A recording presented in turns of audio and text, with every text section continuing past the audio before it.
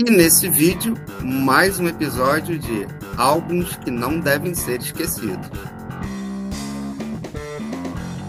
E hoje nós temos um descasso da super banda canadense Rush, chamado Caress of Steel. E por que Caress of Steel não pode ser esquecido, Evandro?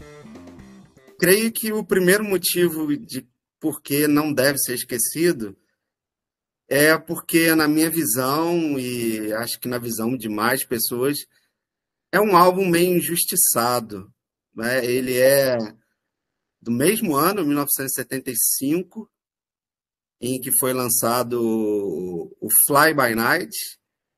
E Fly By Night é um álbum muito mais falado, muito mais lembrado, provavelmente por ter sido o primeiro álbum, né?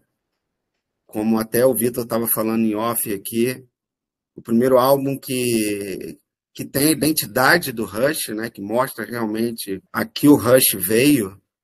E aí, então, fala-se muito de Fly By Night e o Caress of Steel ficou um pouco esquecido, mas, na minha visão, eu considero, inclusive, um álbum mais maduro do que Fly By Night. E tem umas outras razões, como, por exemplo, canções como Necromancer, que o Alex Lifeson faz um dos melhores solos de guitarra dele e solta muita guitarra nessa canção, uma coisa assim impressionante.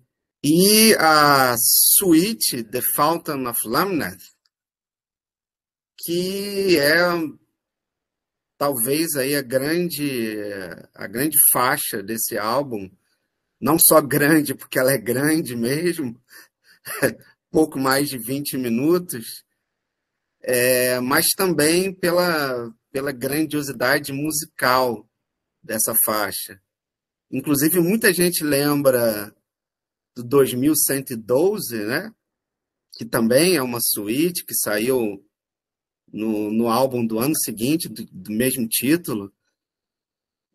Mas eu considero The Fountain of the Lamnet tão boa quanto 2112, em alguns aspectos assim de harmonia e etc., talvez até melhor, pelo menos no meio das duas suítes, e parece que o meio dessa se desenvolve melhor.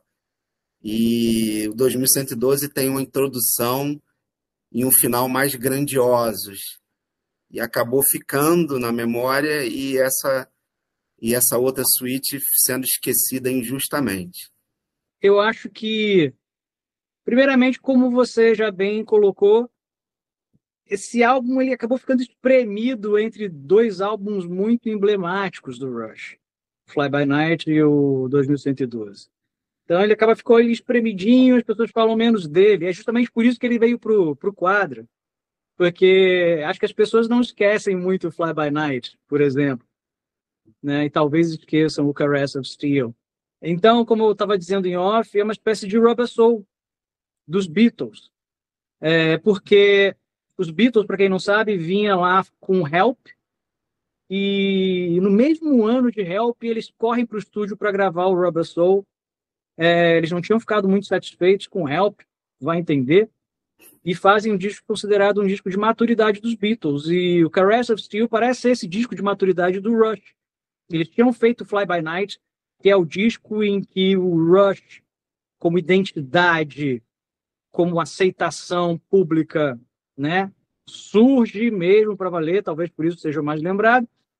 E os caras foram para uma turnê, eles deviam estar fervilhando de ideia nessa turnê. Assim que a turnê acaba, eles correm para o estúdio e vão fazer o Caress of Steel, que tem coisas já que eles estavam ensaiando fazer no Fly By Night, mas eles mergulham fundo, né? O rock progressivo aí na veia. Mas, ao mesmo tempo, isso é uma coisa que eu acho sensacional do Rush, por isso que eu acho que eles são uma super banda. Não basta ser o Lifeson com aquela guitarra dele, as escolhas dele. Esses caras que tocam vários instrumentos de corda, eles têm uma capacidade de escolher bem os acordes e tudo mais. Além disso, além daquele baixão do Geddy Lee, etc., você tem uma banda que tem cara de banda norte-americana.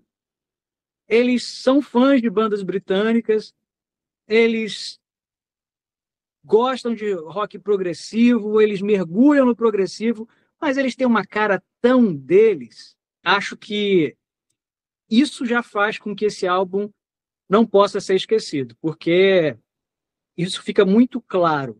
Os caras estão ali fazendo uma coisa que é muito autoral, muito única, muito deles. É uma banda incrível e esse disco aí realmente é extraordinário. Para fechar aqui, Vitor, falando sobre o álbum, eu vou contar uma história, creio que eu tenho autorização. Um amigo até nosso, um amigo aqui do Pântano Pop, já gravou conosco, o Paulo José, né, que gravou os nossos episódios de Star Wars.